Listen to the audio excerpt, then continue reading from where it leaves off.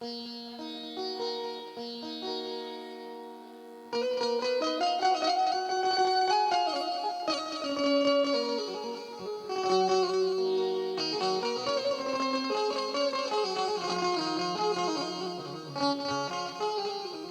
से बोलो शंकर भगवान की जय, मैया भवानी की जय, अरिंदर भैया नीलम दीदी की जय, चर्चा स्थान की जय।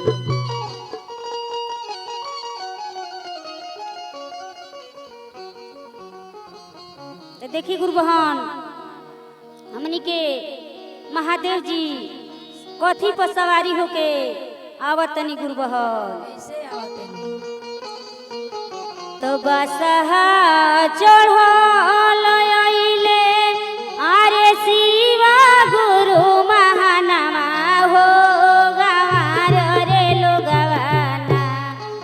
त गुरु के चिन्ह ही न पवले हो गवार रे लोगवाना।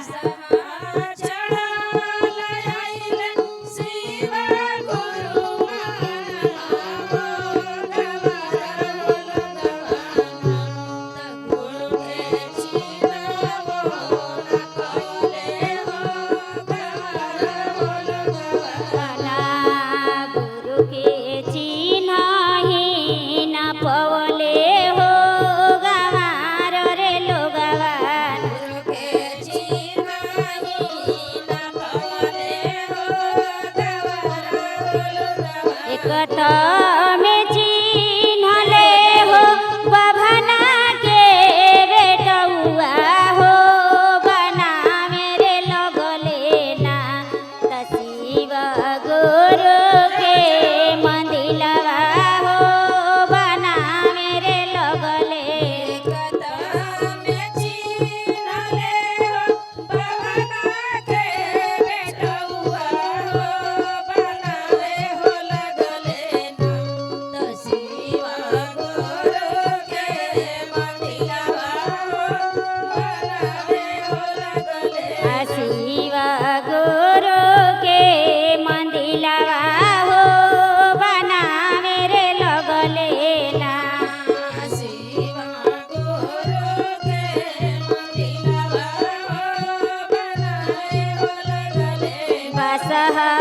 चढ़ल आइले शिवा गुरु महानमा हो गवार रे लोगवाना।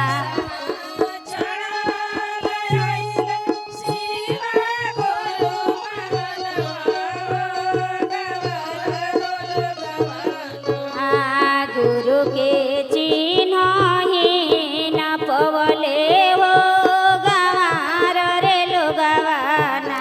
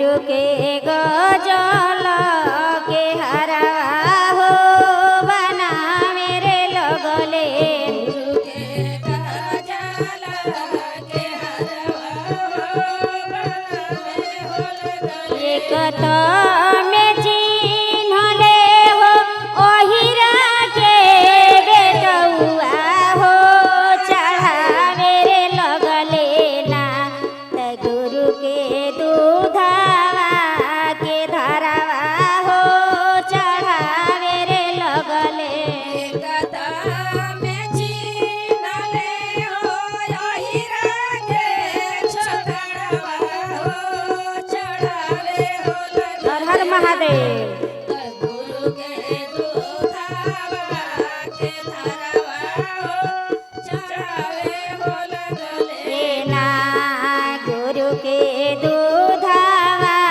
के धरावा हो चढ़ावे रे लगले गुरु के दूधावा के धरवा हो चढ़ावे हो लगले।